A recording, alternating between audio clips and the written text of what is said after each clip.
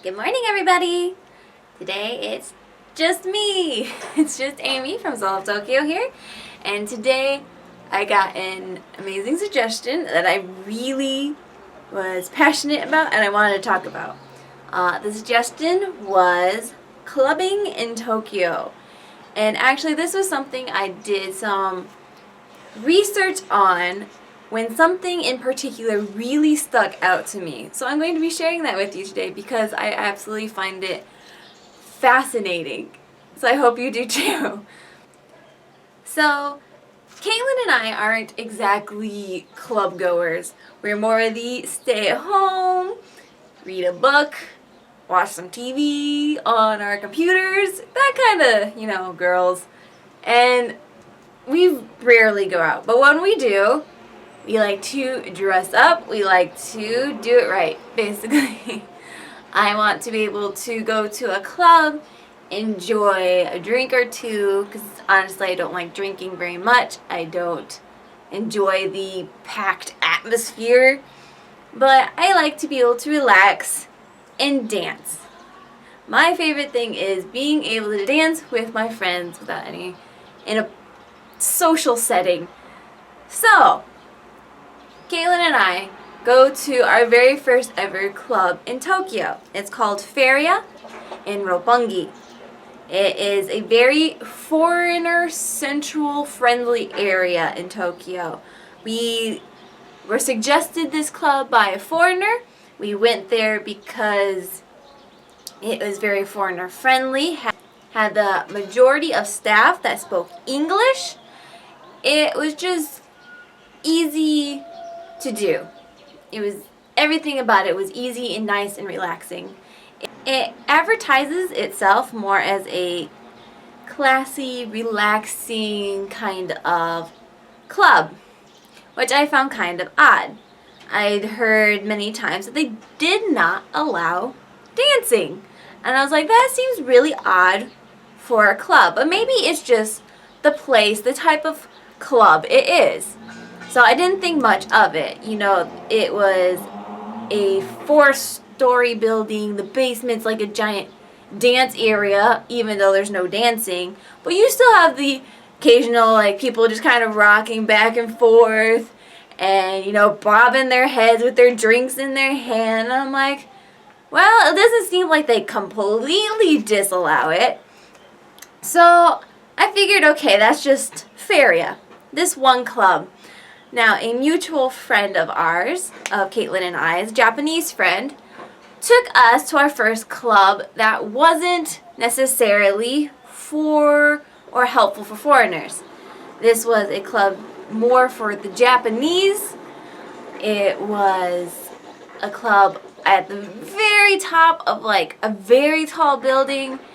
And it was a nice club. I really liked it, but we were two of just a very small handful of foreigners in this place. So I'm like, okay, this is more of a Japanese club. It has to be, right? So I'm gonna go. I'm gonna have a drink. I'm gonna dance with Caitlin and my friend, and it's gonna be fun, right? When you go in, they have a little waiver you sign that specifically says, even in English, for the foreigners who do manage to find this place, no dancing is allowed. You have to sign this, agreeing to this, and turn it in to them. There's still dancing. Again, the swing, the bobbing, maybe putting your hands up, but very minimally, very barely. If you get too rowdy, you're going to get a little finger wagging at you from a Japanese staff who roam around these clubs. Every club I've been in has had these staff that roam around and check everybody to make sure you're not dancing too much, you're not getting too close to somebody. It's very almost like high school dances when the teachers have to watch you very closely, make sure you're doing what you're supposed to be doing. So in Japan, there's been a 67-year ban on dancing. What? Okay, so we've established no dancing in Japanese clubs. But why? Right? What is so bad about dancing. It's completely normal in America, from where I'm from. It's, I would assume, normal in other places. I wouldn't quite know, honestly. Tell me in the comments below if you're from somewhere where this is completely different. So, this is where I got highly fascinated. I wanted to know, why can I not dance? So I looked this up. It's actually based on a very old law. It is called the Fuzoku Eigyo to no Kisei Oyobi Gyomu no Teikisei ka to ni kansuru horitsu. A mouthful, ne? Basically translating into the law regarding entertainment industry regulation and increasing reasonableness in the industry. But the word in there, the fuzoku in the beginning, directly more relates to the sex industry. This was apparently a problem back in the day, because this is a law back from 1948. Basically, clubs with floor space less than 66 square meters, or 710 square feet, could not attain an actual proper license for their customers to dance. There was an amendment to this particular law in 1984 banning dancing after midnight. So even if you could obtain this very hard to get dancing license, you still had to close your doors and shut down the dancing anywhere from midnight to 1 a.m. at the absolute latest, usually around midnight. Now, it's not just in clubs that dancing has been banned, that has these strict rules. It's clubs, bars, most public venues even. Now, really, how much can this law be actually enforced? Before, the police were actually rather lenient about it. It wasn't until in 2010, actually, when a 22-year-old student in Osaka, following a fight in a nightclub, it led to the student's death. It led to the arrest and drug tests among several club owners and DJs, as well as the forced closure of several clubs.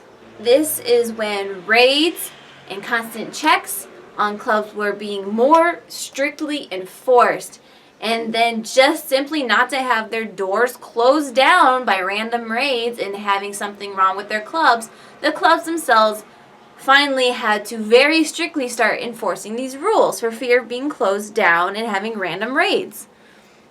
So we've come to the point now that we know why dancing isn't allowed. It's kind of vague, based on an old law, but things ended up getting cracked down on when something went horribly wrong in 2010.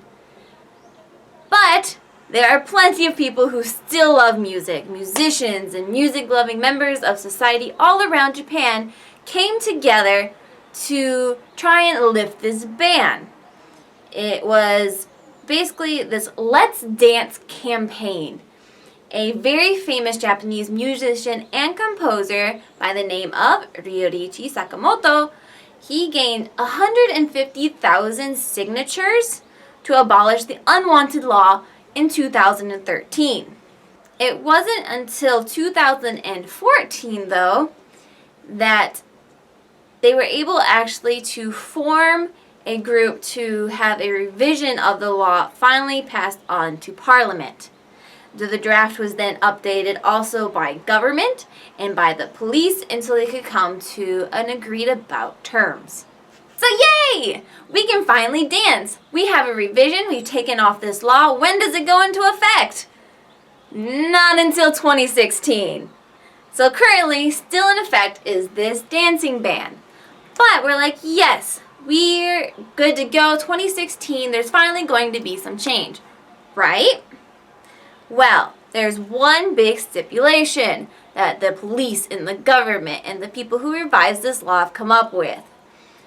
Clubs will now have to be illuminated with at least 10 lux, or basically the equivalent of Twilight or even a movie theater right before showing a movie. This is a requirement supposedly to discourage crime and indecent behavior. And police will reportedly be checking clubs to make sure there is enough light. Now, those which are too dimly lit will be classified now as adult entertainment areas. So have those lights on, basically.